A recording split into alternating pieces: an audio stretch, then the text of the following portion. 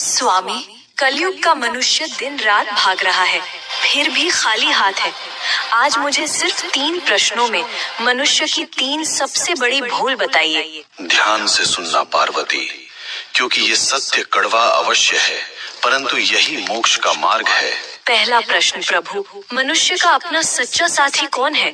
पति, पत्नी, पुत्र या मित्र? इनमें से कोई नहीं। मनुष्य की सबसे बड़ी भूल यही है कि वह शरीरों से रिश्ता जोड़ता है। सच्चा साथी केवल कर्म है पार्वती।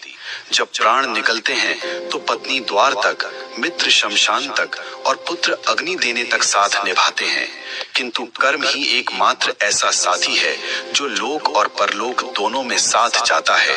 बाकी सब यहीं धरा रह जाएगा। दूसरा प्रश्न स्वामी, सबसे सुखी कौन है? जिसके पास धन है या जिसके पास शक्ति है? दोनों दुखी हैं। सुखी वही है जिसे संतोष है। कलयुग में मनुष्य बिस्तर खरीद रहा है पर नींद नहीं, दवाइयाँ खरीद रहा है पर सेहत नहीं। धन से सुविधा मिल सकती है पार्वती, पर शांति नहीं। जिसने अपनी इच्छाओं को वश में कर लिया वही इस ब्रह्मांड का सबसे अमीर मनुष्य है।